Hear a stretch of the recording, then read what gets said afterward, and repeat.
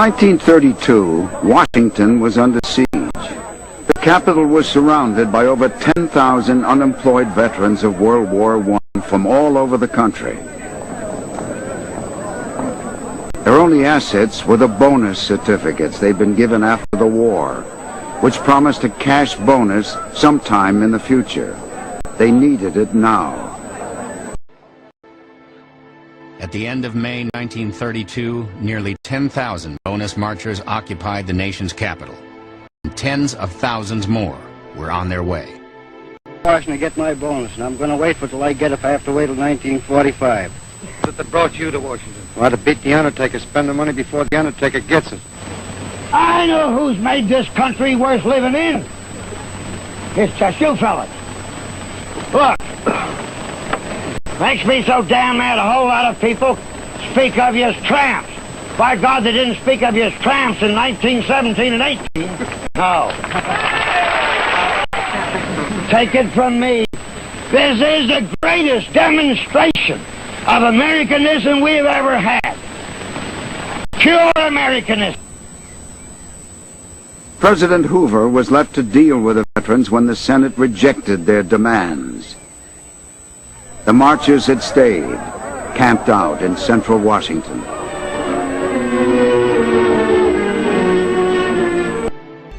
On July 16th, the last day Congress was in session, Washington was on edge. Thousands of angry veterans surrounded the Capitol. Near midnight, the 72nd Congress adjourned. Congressmen left through back doors and underground tunnels to avoid confrontations. The situation had come to a head. The President ordered the evacuation of the veterans from downtown Washington. Now you bring in the troops. When MacArthur moved his troops to the affected area, he knew exactly what he was going to do. And he adorned himself in his dress uniform along with his major aide, Dwight D. Eisenhower. The force stepped off at 4:30 p.m. More than 200 cavalrymen spread out across Constitution and Pennsylvania avenues. Behind them came 400 infantrymen, followed up by tanks and armored vehicles. The cavalrymen, one of whom is Major Patton, have got their sabers out. The soldiers donned gas masks and without warning began hurling gas grenades at the veterans. The troops advanced, some jabbing with bayonets. It's war, the greatest concentration of fighting troops in Washington since 1865. I knew something was going to happen, that they might be attacked. And I had a press card, so I passed the police lines, and then I saw the soldiers advancing into the camp. And when confronted with this, the men all stood there and said, "Stand firm as long as you can." And they started throwing tear gas. The tear gas was just burning my face. I was trailing behind my dad, and he kept hollering, "Come on, boy, come on, boy." Marchers were choking from the gas, just like the battlefields in France. And so they're being forced out of their shacks by smoke bombs and tear gas, hurled by the troops who have been called out by the President of the United States. I'd never seen anything like it. They systematically went down the line, burned up all the tents and all the possessions of the people there. I was thinking of Herbert Hoover when this happened, because his election was in 3 months. I thought this would be the finish of Hoover. The orders of the President must be obeyed, and the roaring flames sound the death knell to the fantastic bonus army. In the shadow of the beautiful dome of the Capitol of the United States of America.